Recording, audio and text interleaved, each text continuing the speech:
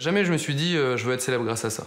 En tout cas, quand les vidéos sur Internet avec Dailymotion et YouTube sont arrivées et que j'ai pu poster des vidéos, là je me suis dit, là je vais pouvoir m'abuser longtemps à mon avis. Cyprien, le plus gros youtubeur de France, fils d'immigrés roumains, qui a commencé ses vidéos dans sa chambre avec comme toujours le caméscope de papa et qui collectionne aujourd'hui 1,5 milliard de vues. Avec son humour potache, ses lunettes d'astigmate, sa gueule d'éternel adolescent et beaucoup d'autodérision, Cyprien raconte les petits riens de la vie des ados, des geeks et le choc des cultures entre ceux qui sont nés avec Internet et qui tapent sur leur smartphone avec 2 pouces et leurs parents qui galèrent avec leur index. Cyprien, le plus gros youtubeur de France. Ouais, j'ai fait un petit régime quand même. Allez-y, combien de vues? Combien de vues? Exactement. Farfouillons sur Internet. Alors, 1 539 097 747 vues et 10 877 790 abonnés. Voilà. Je les connais pas tous personnellement, malheureusement. Vous avez reçu une lettre de la présidente de YouTube? Ouais. C'est vrai que YouTube offre un trophée quand on dépasse les 10 millions d'abonnés. Vous êtes le seul Français à dépasser 10 millions d'abonnés? Oui. Elle vous a écrit: comment avez-vous fait? 10 millions, ce n'est pas seulement beaucoup de monde, c'est plus que la population de New York. Est-ce qu'il y a des moments où vous vous dites: tiens, j'ai une ville entière qui m'écoute? Non, je me dis même le strict inverse. Donc vous êtes une star pour les moins de 20 ans et un complet inconnu pour les plus de 60 ans. Voilà, ça fait 10 ans que je fais des vidéos sur Internet. Et donc du coup, un jeune de, on va dire, 14 ans, c'est comme s'il avait toujours connu YouTube, en quelque sorte. Et c'est comme s'il avait potentiellement pu voir mes vidéos depuis le début. Quand j'étais petit, je regardais les publicités pour les serviettes hygiéniques à la télé et je comprenais pas à quoi ça servait. Et quand je demandais à ma mère, elle me répondait: c'est un truc de fille. Tu comprendras quand tu seras plus grand. Alors du coup, je croyais que... Mais maman, qu'est-ce que tu fais? Non Cyprien, ne regarde pas! Les filles versaient du liquide bleu sur des serviettes hygiéniques en secret.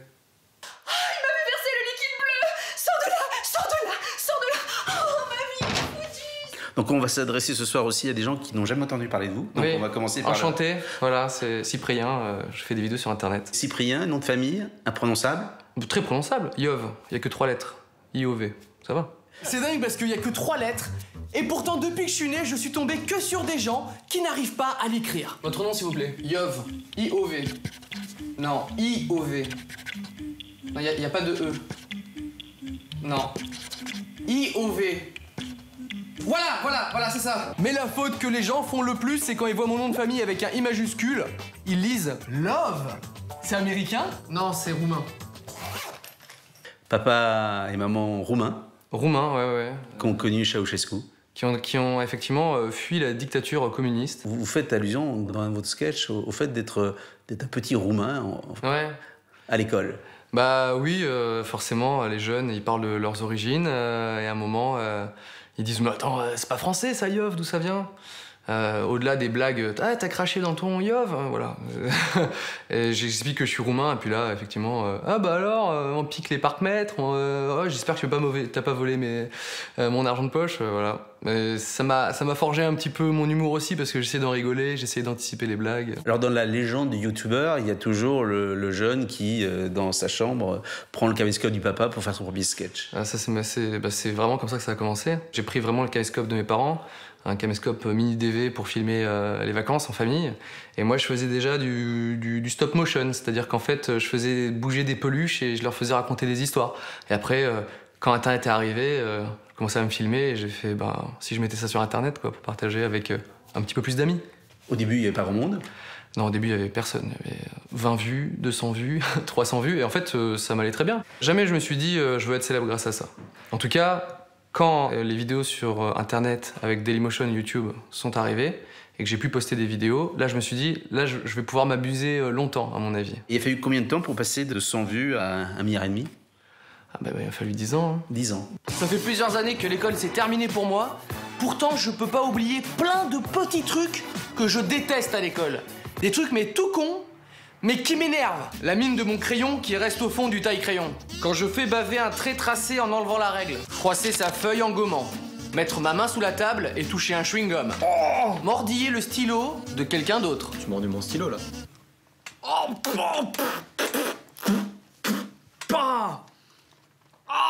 j'étais le meilleur au monde au 1, 2, 3 soleil.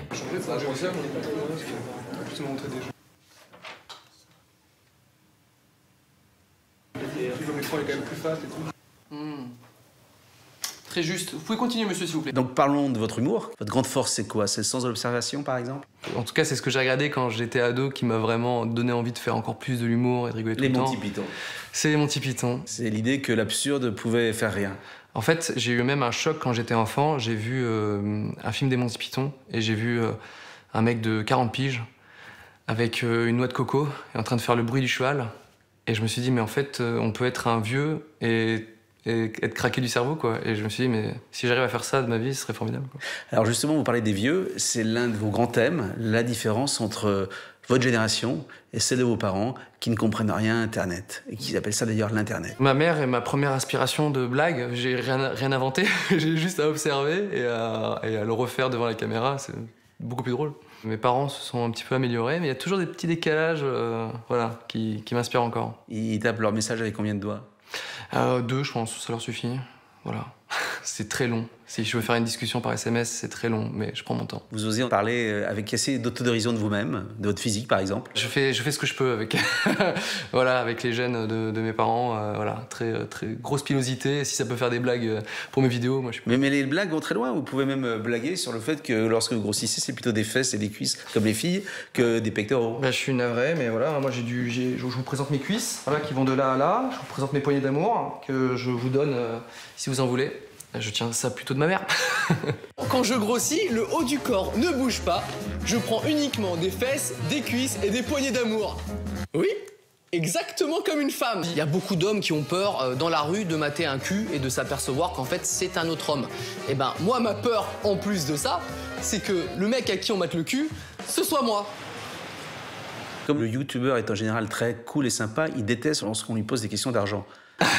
Est-ce que vous êtes riche ou très riche grâce à YouTube? Ah bah c'est simple, j'ai maintenant 10 millions d'abonnés. Ouais. Et ça me va très très bien. D'accord, je croyais que vous aviez 10 millions sur votre compte en banque. J'aimerais bien aussi. ça faciliterait tout.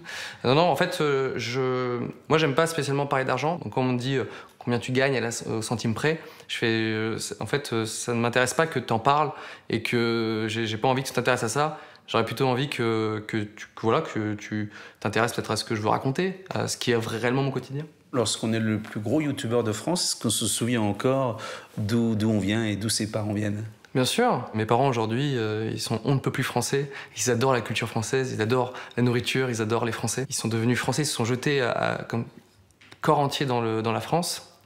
Et moi aussi, du coup. C'est une très belle histoire d'intégration. Ah, bien sûr, quand on me parle d'immigration, moi je pense à ma famille. Et en fait, je souhaite ça à plein de gens qui trouvent dans la France, comment dire, un endroit d'accueil, mais aussi où on peut exister à part entière. Et ça me rend heureux. Et libre? Et totalement libre, exactement.